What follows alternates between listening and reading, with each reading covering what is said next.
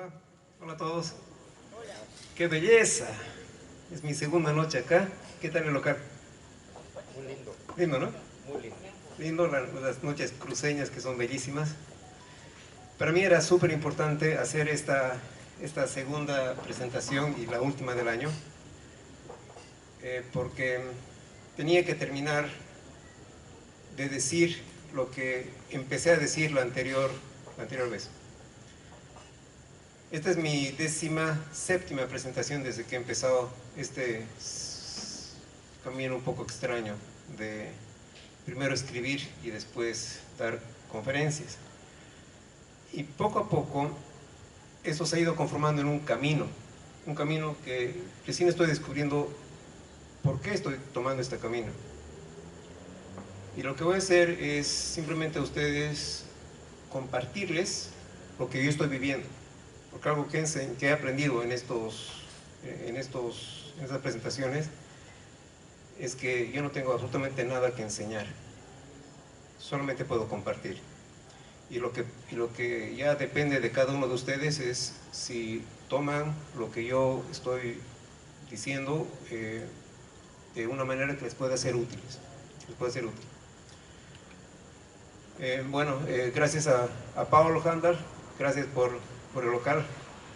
Después de esta presentación va a venir Cristina Sankis, que no sé si ustedes la han conocido, de la Orquesta Filarmónica Cruceña, de Santa Cruz. Ella es la concertina. La otra vez nos ha hecho una linda obra. A ver, cuando empecé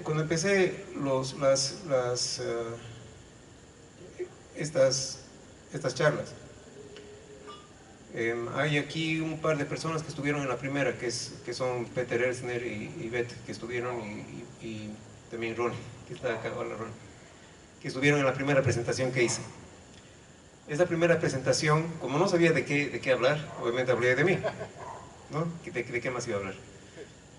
Pero después me di cuenta de que solamente estaba hablando de mí, ¿no? Pero lo hice porque era el único tema que tenía. Lo hice 2 veces aquí en Santa Cruz y una vez en La Paz. En La Paz fueron todos mis cursos, mis primos, todo, y fue bueno. Lo lindo de eso es de que pude deshacerme un poco de mi historia. Como que y la conté porque tenía primero la memoria de poderla contar y las ganas de contar. Y además que no estaba con una tristeza encima ni nada, estaba con las ganas de contar mi historia para dejarla en récord. ¿Okay? Después de contar mi historia, eh, conté, hice otras entrevistas, otras conferencias que fueron sobre los retos. ¿Por qué hice esa conferencia de los retos? Porque yo estaba pasando por una etapa de retos. Porque eh, las cosas no me estaban funcionando bien. Estaba con cuestionamientos, no sabía si el camino que estaba tomando era bueno o era malo, y tenía que hacer algo para sacarme eso de encima. Entonces, ¿qué hice? Junté todo el material que tenía en una semana que me dio COVID y despaché y hice una conferencia sobre los retos. Los 10 retos de la vida, que ya no me acuerdo cuáles eran, pero me los saqué de encima. Lo importante era sacarme de encima los retos. Eso ha sido el año pasado. Este año intenté hacer una cosa en enero, pésimo mes para hacer conferencias, y después intenté en septiembre, en la época de la Fexpo Cruz, peor. Ninguna de las 2 veces me resultó. Pero creo que tal vez ha sido bueno porque todavía no sabía bien de qué iba a hacer. Y recién en estos últimos meses se me aclaró de qué podía ser la conferencia. Y esta conferencia que empecé en La Paz, en el Teatro Doña Albina, se trata sobre los cuestionamientos que tengo. Para que ustedes vean un poco, primero soy yo, fuera yo. Después mis retos, fuera retos. Y ahora mis cuestionamientos, que los estoy compartiendo con ustedes. Y esos cuestionamientos, ¿cómo han surgido? Por lo que yo he empezado a escribir historias de familias, no las historias personales, las historias de familias. ¿Por qué? ¿Por qué las historias de familias? Porque me he dado cuenta de que cuando escuchas a los diferentes miembros de las familias contar un hecho, te lo cuentan de formas diferentes. Digamos, depende de la personalidad de quien te lo cuente, depende de su edad, depende de su posición, depende si han habido líos o no han habido líos dentro de la familia. Y ahí yo me di cuenta de que las familias tienen, de que uno como persona tiene tiene como una visión o una imagen de cómo es la familia de uno. Y me di cuenta de que esa imagen a veces no es la correcta. En realidad a veces no hay imágenes correctas, no hay una versión correcta. Y eso es un poco desestabilizante, porque si lo que tú crees que es tu familia, de tu papá, tu mamá, tus abuelos, no es la correcta, entonces ¿cuál es? Y de ahí también me puse a pensar sobre otras cosas que parece que son, pero que no son. Por ejemplo, lo que nos dice nuestra religión, que generalmente es católica, como es en Latinoamérica, lo que nos dice nuestra sociedad, que nos impone ciertos límites que son culturales, que cuando los comparas con lo que pasa en otras sociedades, no es así. Lo que te imponen tus círculos sociales, lo que te impone tu pareja y lo que te impones tú como persona. Son como seis conceptos o seis barreras que yo las he denominado los lados de un cubo. ¿Ok? Entonces, ¿cómo lo he pensado? Que la parte de abajo es, o sea, digamos que estoy en un cubo ahora, la parte de abajo es la parte de la familia, de dónde provenimos. La parte de atrás es lo que no vemos, que es la religión. La parte de adelante es la sociedad, que es lo que está frente nuestro. A un lado están nuestros parceiros, que esa palabra en portugués me encanta, porque parceiro significa desde tus hermanos, tus socios, tus compañeros de deporte, tus colegas de trabajo, todos tus parceiros. Al otro lado están tus parejas, que incluye tus exparejas, también, tus ex. Y arriba, sosteniendo todo eso, está la percepción de quién eres tú. ¿Ok? Ahora, estos lados pueden, como yo lo pensé, estos lados pueden ser muy fijos y los podemos pensar que son inamovibles, dependiendo de nuestra capacidad de cuestionamiento y dependiendo también de nuestro concepto de lo que es el mínimo esfuerzo. La ley del mínimo esfuerzo. Esto de la ley del mínimo esfuerzo lo aprendí de un ingeniero que me dijo que el agua se va por el lado donde menos esfuerzo tenga que hacer. Lo que es la ley del mínimo esfuerzo. Pero eso también nos incluye a nosotros. Si es que nosotros aceptamos sin cuestionar lo que nos dicen nuestros padres, lo que nos dice nuestra religión, por comodidad, lo que nos dicen nuestros amigos y lo que nos dice nuestra pareja, sin cuestionar, porque no queremos hacer ningún esfuerzo, ese cubo se va a mantener firme. Y por ahí nosotros estamos contentos con cómo estamos. Bien rodeados, bien protegidos. Pero eso no es como yo soy. Yo tiendo a cuestionar todo y a moverme por todos lados. Y ahora que me he dado cuenta de que hay esos lados, empiezo pues a machucarlos, ¿no? Empiezo a pegar acá, a pegar allá. Y es así que yo pensé de que este cubo podría hacerse redondo. Que bueno, no es redondo, porque es esférico, porque tenemos que son de 3 dimensiones. Podría ser esférico. De ahí viene el título de Desechar, que la vida es un cubo redondo. ¿Por qué? Porque lo puedes hacer redondo. O puedes hacer incluso que esos lados se vayan diluyendo. A ver, Veamos por el lado de las familias. Empezaremos por la parte de abajo. En las familias, como les decía, he visto de que hay diferentes versiones, de que la tradición familiar no es siempre la que la conocemos. He visto casos donde hermanos no sabían lo que había pasado con los padres, que eso lo sabían solamente los hermanos mayores, no los menores, o sabían los hermanos que han estado junto con la madre o el padre en un momento y los otros no estaban presentes. He visto casos donde en parejas divorciadas el hijo o hija solamente sabe la versión del padre o madre con quien ha vivido, no sabe la otra versión. Y me he dado cuenta también de que hay similitudes entre las personas y las familias. La mayor similitud que he visto es que las personas, nosotros bloqueamos lo que no contamos, lo que nos es un poco doloroso, lo que nos trae tristezas. Y eso yo lo he visto, porque cuando iba a entrevistar a la gente para que me cuente sus historias, no me contaban algunas cosas. Y cuando yo volvía y les decía, oye, aquí tengo una laguna en lo que tú me has contado, de repente bueno, me daba cuenta de que no me habían contado algunas cosas, o me enteraba por otro lado. En las familias pasa lo mismo. No te cuentan cosas porque eso tiene un efecto en la unidad familiar, es una amenaza a la unidad familiar, esos son los tabús familiares.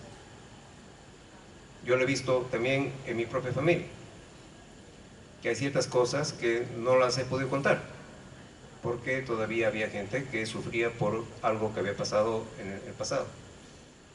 Sobre esto de dónde venimos, también hay otra cosa. Tú te vas hacia el lado de tus abuelos y te vas enterando de cómo tus abuelos han criado a tus padres. Y gracias a eso es que te puedes dar cuenta de por qué tus padres son como son. A mí me ha pasado cuando empecé a hacer la historia de mi madre, de la abuela de mi madre, que es una señora Manuela Ibáñez Velasco, aquí en Santa Cruz. Por primera vez pude visualizar a mi madre de niña, cuando venía desde La Paz a Santa Cruz, y llegando a Santa Cruz se quitaba los zapatos y se trepaba al árbol del patio de su abuelo, que quedaba ahí cerca de la plaza. El hecho de que pude visualizar a mi madre de niña ha sido todo un descubrimiento, porque para mí mi madre pues era mi madre, pues era la persona mayor que estaba ahí, pero nunca la visualicé como una niña. Y también pude visualizar a mi padre cuando hice la historia de los Grisi, como un joven que se quedó en Bolivia y sus padres se volvieron a Italia. Y pude ver también toda la historia de mi padre con mis tíos. Y les digo, ha sido todo un descubrimiento, porque no lo sabes, no sabes realmente cómo son tus padres. Y no sabes tampoco cómo son tus abuelos, cómo se han criado. Entonces te empiezas a preguntar, bueno, ¿y entonces yo de dónde vengo? Y puedes irte mucho más hacia atrás, te puedes tomar incluso exámenes de ADN, y vas descubriendo porcentajes de grupos étnicos que tú no tienes la más mínima idea que los tenías. Entonces realmente no sabes. Y de ahí, si es que quieres hacer las cosas un poco más, te quieres ir un poco más por las nubes, puedes ver tus vidas pasadas, peor todavía. Pero ahí sí que no tienes idea. Entonces realmente, ¿quién eres? No sabes quién eres. Tienes una percepción más o menos de quién eres, pero de dónde provienes, pero realmente no sabes. Eso en cuanto a la parte de la familia. Después nos vamos a la parte de la religión. Y fue también un poco un descubrimiento, un cuestionamiento. Cuando era niño, eso les debe pasar a todos ustedes, era todo súper fácil, ¿no? Todo era en español, comuniones, matrimonios, María, José, Navidades, todo era en español, y solamente había una versión de la Biblia que tú conocías, que era la que siempre leían en la misa, y todo era mucho más sencillo. Pero de ahí empiezas a ver, si eres curioso, obviamente, si sales un poquito de tu zona de confort, empiezas a ver, por ejemplo, una película que es Jesus Christ Superstar, que se deben acordar. Esa película, además de que tiene una hermosa música, cuenta esa historia desde el punto de vista de Judas. que Judas dice, ¿por qué tengo que ser yo el que tiene que hacer esto con Jesús? O sea, es parte de tu plan. ¿Y por qué? Y de ahí te pones a pensar, bueno, ¿qué pasa si es que esto se lo cuenta desde otros puntos de vista, desde el punto de vista de Herodes o desde el punto de vista de Pilatos? ¿Por qué siempre tiene que haber un punto de vista que es el que nos da la Biblia, que es un punto de vista un poco impersonal? Pueden haber otros puntos de vista. Investigas un poco más y te das cuenta de que hay también otros evangelios, los evangelios apócrifos, que son los evangelios que no han sido incluidos en la Biblia, que son más o menos de la misma época, y no sé cuál ha sido el mecanismo por el cual algunos escritos han sido incluidos en la Biblia y otros no. No lo sé, y tampoco me quiero meter demasiado porque tengo muchas cosas que hacer, que investigar en profundidad. Y de ahí también te das cuenta de que en el porcentaje de cuántas personas son cristianas en el mundo, eso lo pueden ver en internet, 33% del mundo sigue las enseñanzas de Jesús, en cualquiera de sus versiones, hay N versiones, que además se pelean entre ellos. 33%, quiere decir que 67% no considera a Jesús como el Hijo de Dios. Un 22% que son musulmanes lo consideran como un profeta. Después tienes un 12% que son hindús, que no tienen nada que ver con nuestra religión, y solamente un 0,2% que son judíos. Son 16 millones de personas, nada más que 16 millones de personas de judíos en el mundo. Entonces te preguntas, bueno, cuando te dicen la palabra es la palabra y siempre te hablan de la palabra que es la única palabra, pues no es la única palabra. ¿Es eso bueno o es malo? Pues no lo sé. Cuando empieza a investigar, el problema con investigar y con cuestionarte es que tienes que tener un poco la capacidad de poder manejar información sin que te deshaga por adentro. Y la forma como yo he podido navegar por esas aguas, especialmente a las religiosas, es que yo estoy convencido, o sea, yo soy católico, y cuando hace un mes fui a una mezquita en el Centro Islámico Boliviano.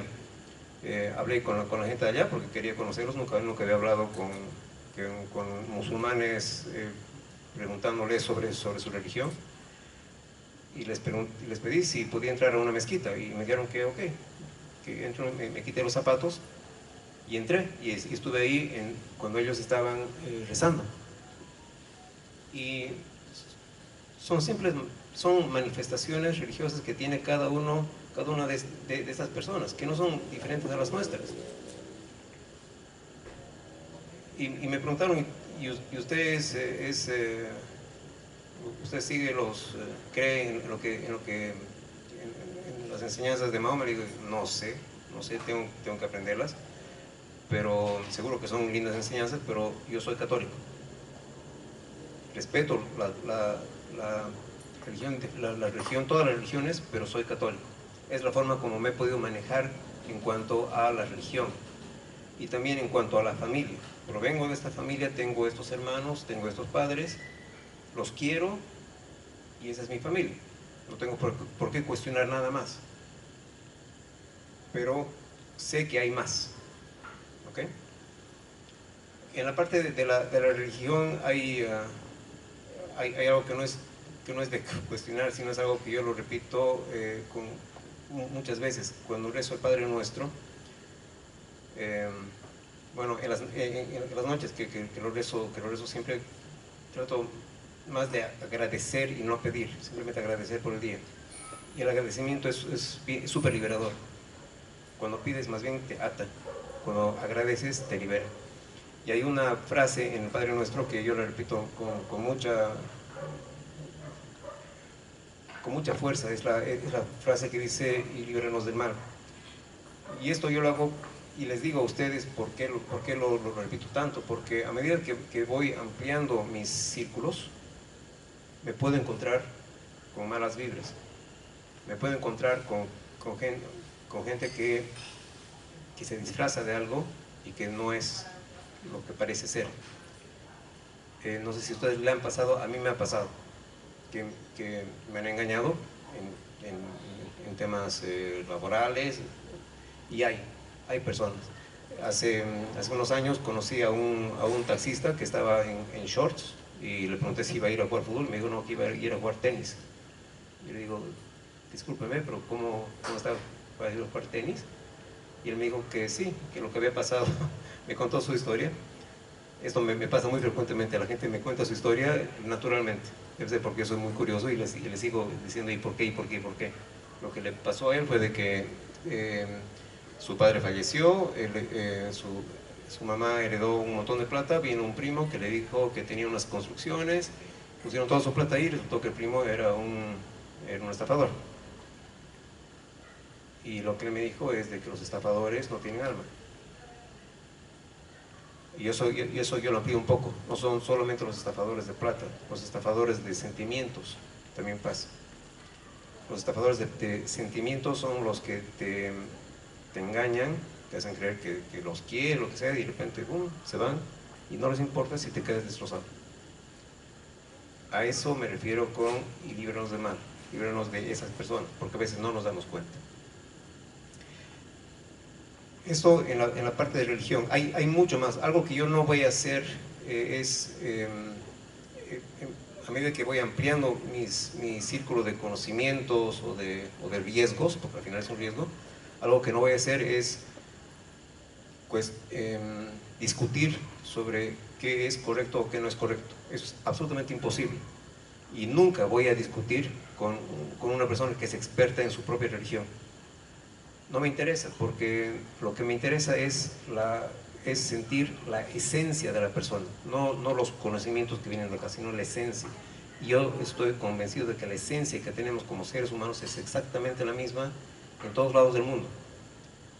Y hay otra cosa que me mantiene firme en esto de conocer gente. Es mi convicción que somos buenos por naturaleza, que todos los humanos somos buenos por naturaleza.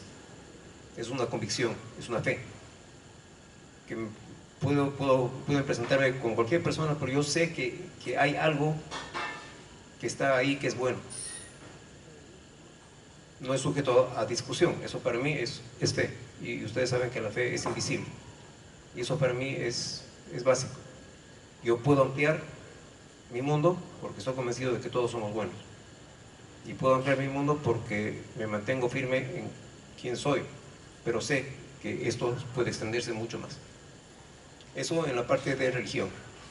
En la parte de la sociedad hay otra cosa que me tiene un poco incómodo. Y esto viene por los grupos de WhatsApp. Nosotros tenemos grupos de WhatsApp porque somos similares a quienes están en esos grupos.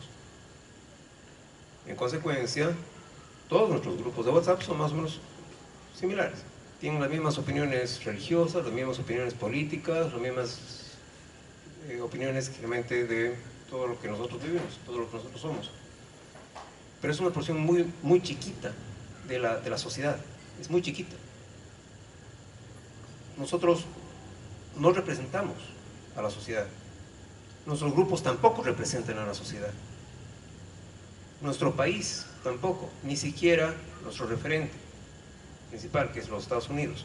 Los Estados Unidos tiene 300 millones de personas, 400 millones de personas, es solamente el 4 o el 5% de la población mundial. Y toda nuestra referencia está basado en lo que dice el 5% de la población mundial. Todas las películas, la música, todo está basado en lo que dice ese 5%.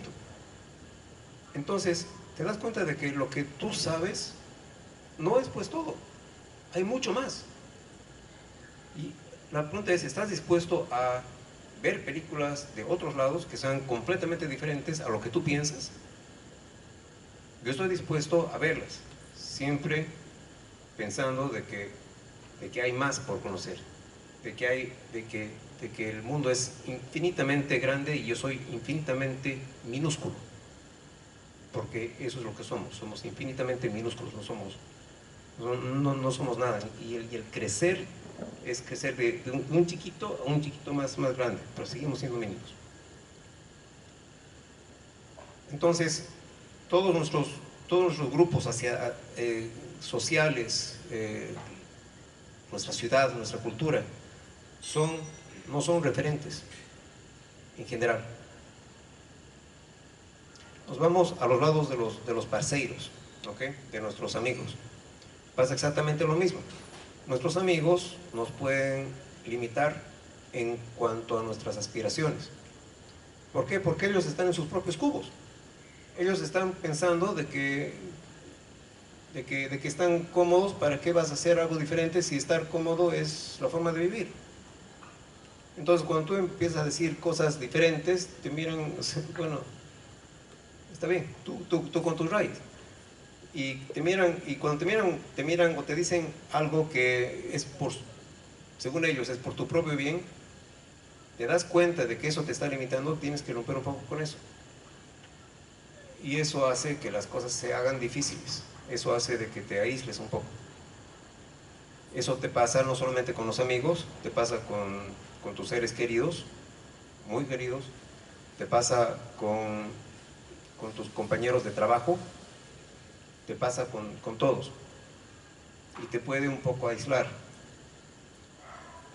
La cosa es si estás dispuesto a bancarte el aislamiento por pensar diferente. Yo estoy dispuesto a bancarme el aislamiento y en un momento me he sentido no tanto solo, sino un poco incomprendido. Pero sabía que mi inquietud era más fuerte que mi incomodidad y seguía adelante. Entonces eso pasa con los parceiros, que son los que te limitan. Después tienes al otro lado que son tus parejas. Y hay un concepto acá que me dio una amiga hace mucho tiempo cuando le pregunté a ella cómo diriges el amor. Y ella me dio una respuesta fantástica. Me dijo, tu pregunta está equivocada. El amor, el verdadero amor no se dirige. El verdadero amor se irradia. ¿Entienden el concepto? Porque cuando tú diriges el amor, tú estás esperando que el amor te lo dirijan de vuelta. Y al esperar, esa espera duele.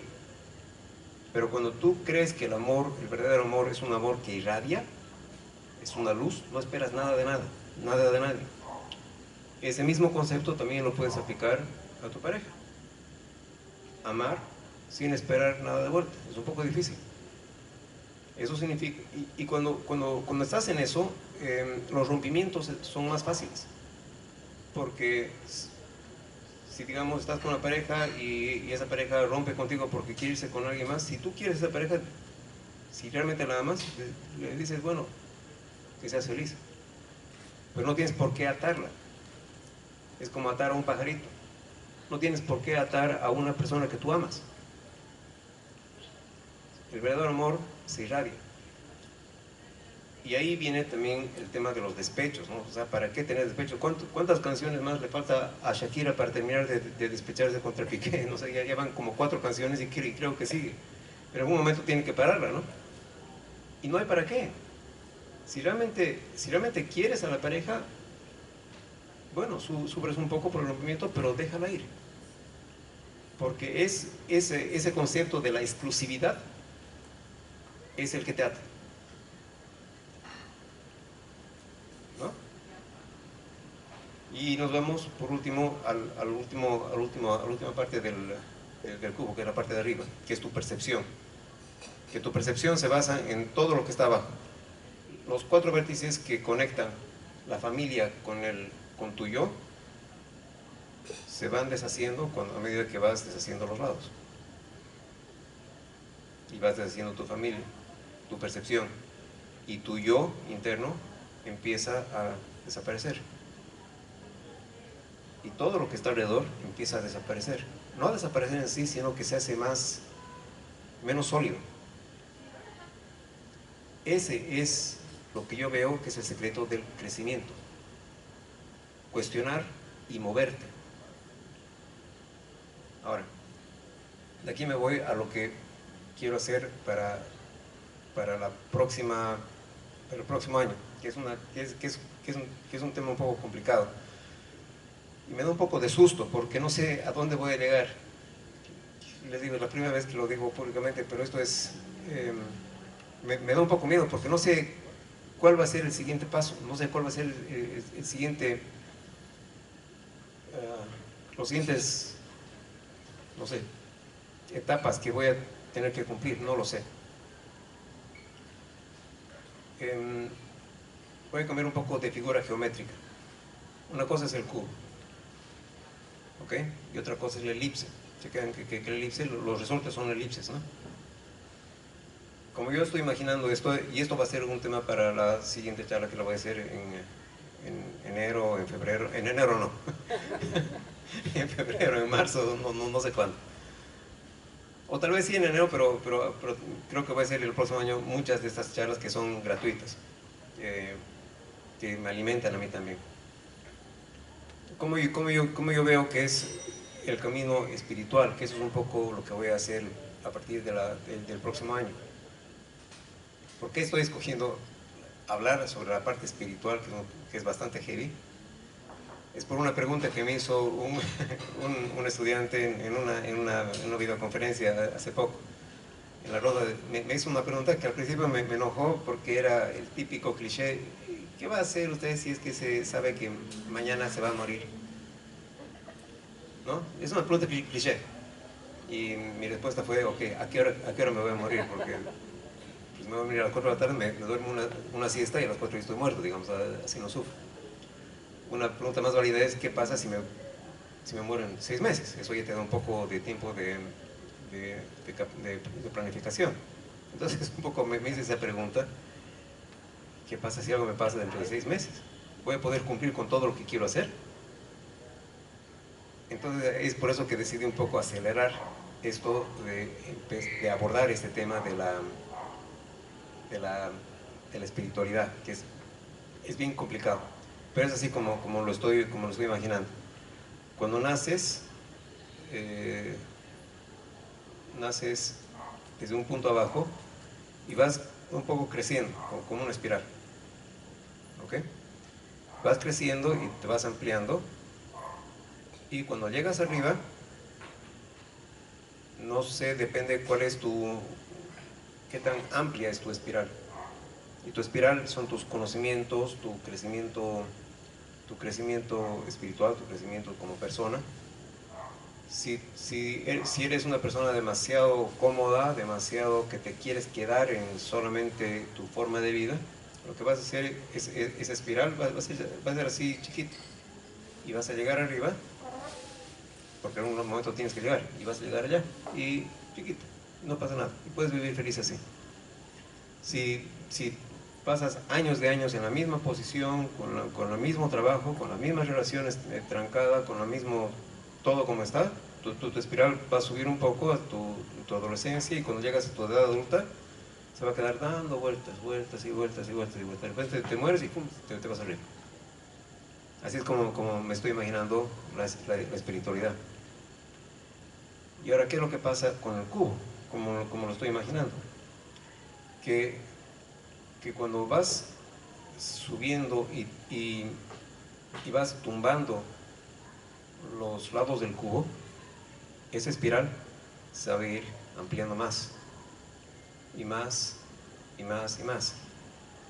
Y la idea es de que cuando ya me toque morir, que en algún momento me va a tocar morir, no sé cuándo, espero que sea de aquí a 25 años, pero puede ser de aquí a 6 meses. Espero que mi espiral sea amplia, de modo que cuando llegue arriba simplemente sea un pasito. Ese para mí es el crecimiento espiritual. Ese para mí es el crecimiento espiritual y espiral. De eso es lo que voy a hablar el próximo año. Voy a terminar esto con un pensamiento que quisiera que lo tengan bien presente. Esto ha surgido por una entrevista que le hice a una amiga que es muy apasionada en todo lo que ella hace. Y el concepto es muy lindo. El concepto es de que cuando naces te dan un bloque de arcilla. el Creador te da un bloque de arcilla. Y ese bloque de arcilla lo vas modificando a medida que vives. Y lo vas arreglando. Y lo vas haciendo como una obra de arte. Y ese bloque de arcilla recibe cuando tú pides algo. Recibe más y ese bloque de arcilla se hace más grande. Pero cuando tú das algo, recibe el doble. Porque al final no eres lo que tienes, eres lo que das. Es un pensamiento de un amigo que se llama Paul Walker, que me encantó. Eres lo que das. Si es que tu obra de arte se hace más grande, es porque tú has dado. Y si esa obra de arte se hace luminosa, es porque tú has cuidado tu propia luz interior. Y no has permitido que nada te apague tu luz interior. Y le has dado luz. Y cuando has recibido golpes de la vida, con el amor que tú das a tu obra de arte, has hecho que esos huecos que tiene por pérdidas o por algo malo que te haya pasado, lo haces también parte de tu obra. Entonces, cuando llega al final de tu vida, lo que haces es presentar ese bloque de arcilla de una forma hermosa, con colores, mucho más grande de lo que originalmente era. Mucho más grande porque has podido dar. Has podido dar amor, has podido dar comprensión, has podido dar de ti. Ese es el concepto que les quiero dar y que se queden con eso. Construyan una hermosa obra de arte con sus vidas y denle de su propio corazón al Creador: esta es mi obra. Y con eso termino. Gracias.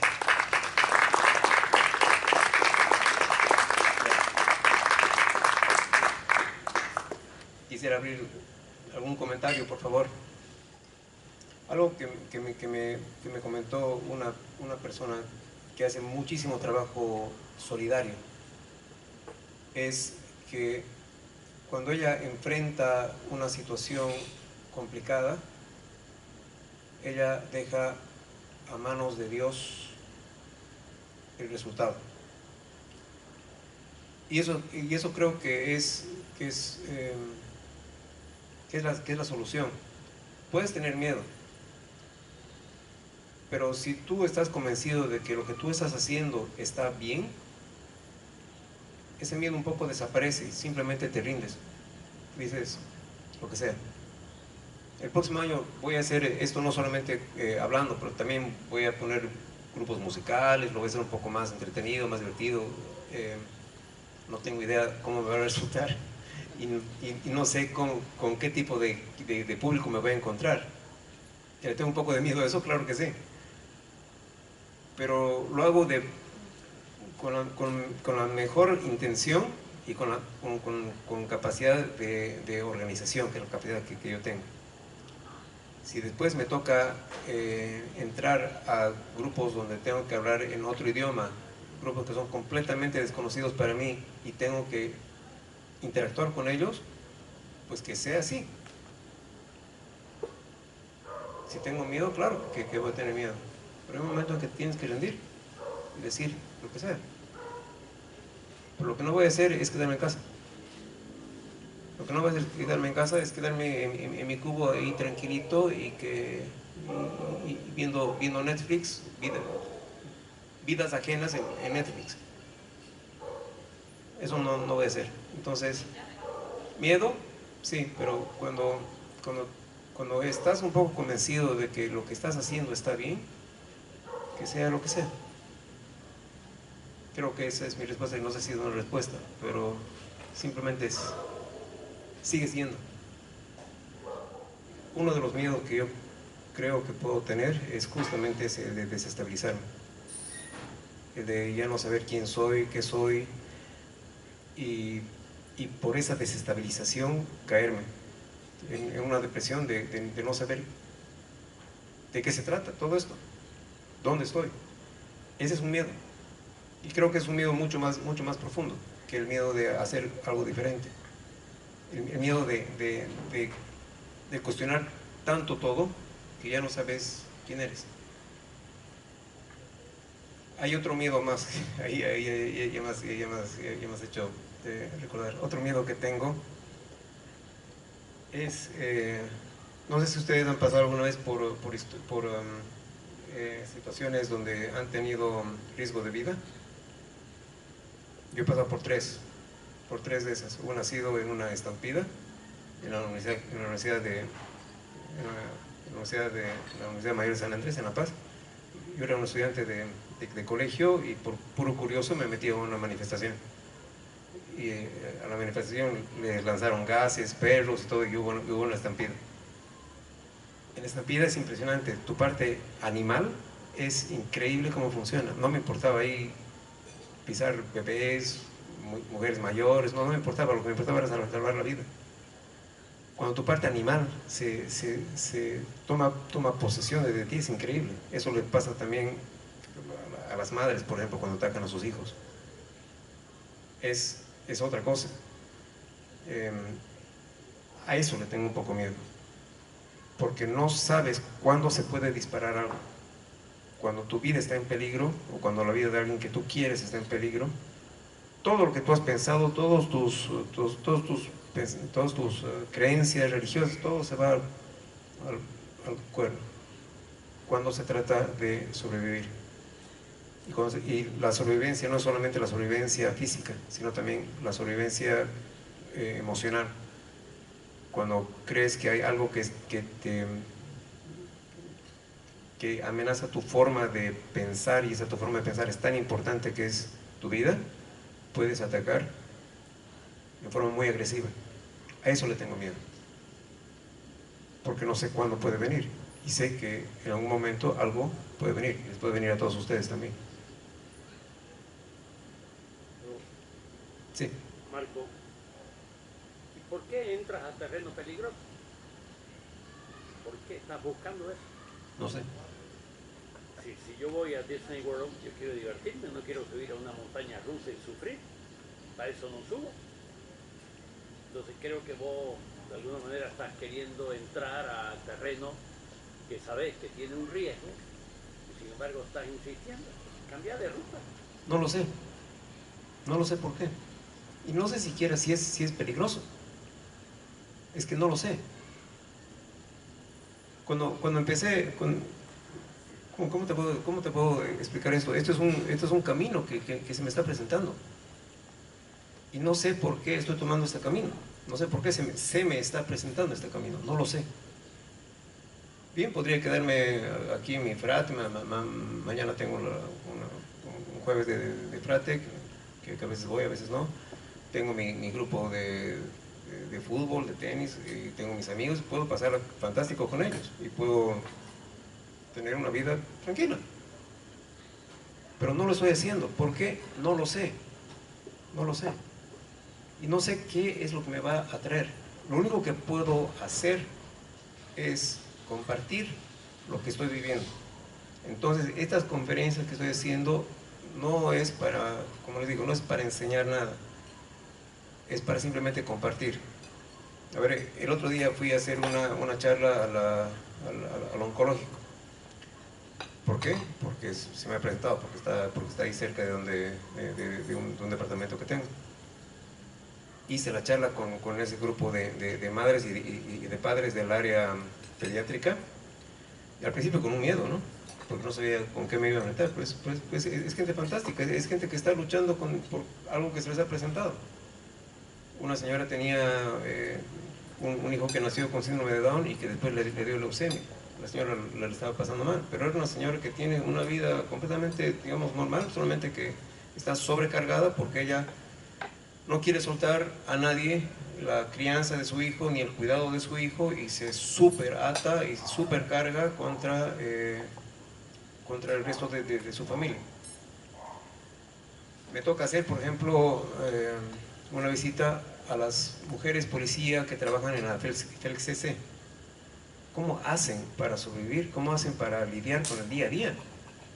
viendo tanta violencia, viendo tanta, o sea, ellas son personas también que tienen sus propias vidas, tienen sus propias familias, ¿cómo hacen? Ayer iba a tener una reunión con los voluntarios bomberos, que ellos sí han pasado por situaciones muchísimo más extremas que las mías, y ellos han visto cosas que yo en mi vida vería. ¿Por qué quiero hablar con ellos? No lo sé. Tal vez es algo que se me ha presentado, que quiero brindar bienestar con algo que yo he vivido, con algo que yo conozco. No sé, la verdad a qué me estoy metiendo. ¿Ok? Entonces lo único que puedo hacer es compartirles. El próximo, espero que la próxima conferencia sea un poco más, más alegre, está media tétrica, porque le estoy diciendo qué es lo que me está pasando. Pues así. No explica por qué es, pero se me está presentando y no lo sé por qué. Pero Marco, esa Sí. es una forma de vivir, es una forma en la que uno se siente vivo, justamente cuando tienes retos, cuando tienes cosas que vencer, cuando tienes adrenalina en tu sistema, es cuando uno se siente vivo. Entonces, eso es lo que uno busca, sentirse vivo, y busca esos peligros para que tu cuerpo funcione. ¿Sabes qué es lo increíble con esto? Que mis temas de charla son muchísimo más grandes. Puedo hablar de todo con todos. Es bellísimo, es bellísimo. Antes, hace unos 6 años, cuando trabajaba como financiero, mis temas de charla pues eran muchísimo más limitados. Pero desde que he empezado a salir, a encontrar gente distinta, a vivir cosas, porque no sé si ustedes han leído lo que yo escribo. Lo que yo escribo es no en la parte de las familias, sino en la parte de las personas, lo escribo en primera persona. Y lo escribo poniéndome yo en la piel de esa persona. Y lo vivo así. Y hay historias que yo he escrito que no las puedo leer porque me atraganto. Eso es parte de lo que me ha dado el Camino a Santiago. Qué chistoso que hasta ahora en toda esta charla no he hablado nada del Camino a Santiago de Compostela, que es una de las cosas que me ha dado el camino. De repente se me abrió, dejé de escuchar historias para sentirlas. Otra cosa que me dio el camino es este tema de que todos somos iguales, todos venimos de un lugar y llegamos al otro lugar. La única diferencia está en el tamaño de nuestras mochilas. Y sobre el tamaño de las mochilas, la forma como yo estoy pensando lidiar con esto es, me encuentro con personas, comparto, me cargo conocimientos y los descargo con ustedes. ¿Qué tal? Los descargo con todo, lo publico y ya es del público, ya no es mío. Y así puedo seguir caminando, sabiendo de que simplemente nada es mío, sabiendo de que soy absolutamente minúsculo, de que todo está al final en manos de Dios, y de que tengo fe en que yo puedo seguir adelante con lo que sea que estoy haciendo. Eso es. Sí. ¿Qué pasa si le tenés miedo a la muerte? A ver, cuando estaba haciendo el camino a Santiago de Compostela, una de las cosas que aprendí es que las personas te acompañan por tramos. ¿Ya? Imagínate que estás yendo de un pueblo a otro pueblo, ¿ok? Y hay personas que se juntan contigo por unos tramos y después se van, porque tienen que hacer algo más, o tú también te vas. Pero tú sigues. Te separas, pero sigues en tu propio camino. Y esas personas que se van es posible que se mueran también. Y ahí lo único que yo hago es agradecer por quienes me han acompañado. Hace poco falleció mi mamá, que me ha acompañado desde que me acuerdo, obviamente, desde que nací. Ella falleció de 87, 88 años. Yo solamente puedo estar agradecido con eso, agradecido de que me haya acompañado. Pero yo tengo que seguir mi propio camino. Entonces lo mismo que con el tema de la muerte. Yo estoy ahora acompañando a algunas personas que también están caminando solas, como yo. Si de repente me muero, pues llego de donde vine, que es el Espíritu Grande. Entonces no es tanto la muerte en sí que le tengo miedo, ¿entiendes? No es la muerte en sí. En realidad no le tengo miedo a la muerte, más a las otras cosas, al no hacer, al no cumplir, al abandonar cosas. A eso sí le tengo miedo. A quedarme y achicarme. Y a morirme chiquito en pensamiento y en sentimiento. Porque no es mi forma de ser. Mi forma de ser es avanzar, conocer más, arriesgarse, hacer cosas un poco estúpidas, como irse trotando al aeropuerto Viru a las 12 del mediodía cuando no tenía ni siquiera entrenamiento. Llegaba a las 2 de la tarde y casi me desmayé, apenas toqué el aeropuerto, me desmayé del calor. Hago esas cosas estúpidas. Si me llega la muerte, pues me llega. ¿Qué voy a hacer? ¿Qué van a hacer ustedes? La única cosa es tratar de no sufrir. Eso sí. El sufrimiento propio y el sufrimiento a los que nos rodean. Sí. Más que una pregunta es una reflexión, digamos, de la charla. Yo creo que lo que recuerdo de eso es decir, nosotros nos estamos en nuestra edad, en nuestra etapa, cuestionando un poquito nuestro rol en la vida, estamos satisfechos con lo que tenemos, que somos capaces de desafiarnos un poco más a buscar algo más. Es muy fácil quedarnos en el confort que tenemos, pero tal vez uno podría ir un pasito más allá, ya sea en el tema espiritual, ya sea en el tema de dar. Cuando ella pregunta el miedo a la muerte, yo varias veces he preguntado, ¿por qué no le tengo miedo a la muerte? Porque la verdad, yo varias veces me lo he preguntado, incluso dices, hay que tener temor a Dios. Tampoco lo siento. Me pregunto, ¿está bien o está mal? Yo creo que es lo que tiene la gente. Yo creo que tienes temor a la muerte cuando tienes cosas pendientes, cuando tienes una pelea, cuando tienes un rencor, cuando tienes cosas que te has desafiado a hacer que no has logrado. Entonces yo creo que ahí sí viene un temor, ¿no? Un miedo a que te va a agarrar la muerte en un momento en la que has dejado cosas sin cerrar. Sí. Entonces creo que tenemos que pelear por lograr cerrar las cosas para estar tranquilas en el día a día. Y si puedes dar, es maravilloso, porque el dar es el que te enriquece. No necesariamente dar una limosna, una caridad. Muchas veces, y también me lo planteo en el tema de mi padre, mi papá nunca ha hablado de Dios en su vida. Pero creo que es una persona que ha dado muchísimo en su conocimiento. Siempre ha podido dar en su trabajo, en lo que hace. Siempre ha podido dar y transmitir lo que sabía sin pedir nada a cambio. Entonces, creo que va mucho más que solamente la caridad o la fe o este tema, ¿no? También es tu conocimiento, también es tu experiencia de vida. Y eso es bien enriquecedor en la vida del trabajo. Yo quiero rescatar un poco eso de esta casa. ¿Sabes qué es lo lindo de la edad que tengo? Tengo 58 años. Y todavía soy joven para moverme, pero tengo la suficiente experiencia como para poder contar algo de lo que he vivido.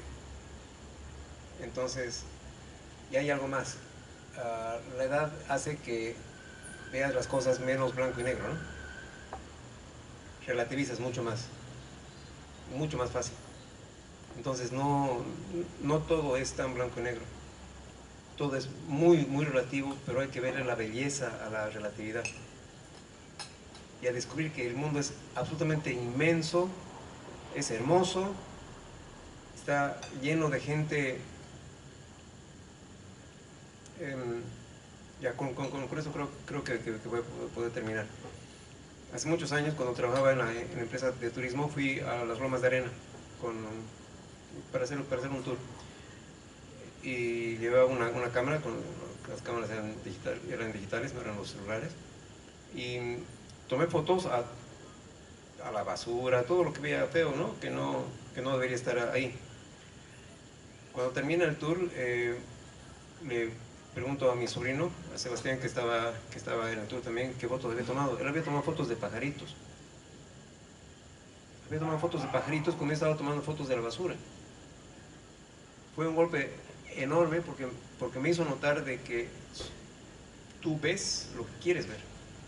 Y si tú quieres ver lo que nos dan las noticias, estos analistas que se enojan por todo y todo lo que es alimento para la prensa roja, si quieres ver eso, si quieres ver el mundo así, vas a ver el mundo así y vas a creer que todos son así.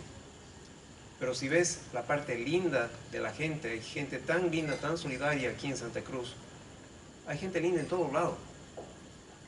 Véanlos a ellos, compartan con ellos. Eso va a hacer que su forma de ver la vida sea mucho más alegre. Y compártanlo. No escriban barbaridades en internet, comentarios negativos, no hablen mal de la gente. Hay una parte en la Biblia que dice, que Jesús dice de que te ensucias no porque te entra a ti, sino por lo que sale de ti. Y es así, lo que sale de tu boca se te queda en ti.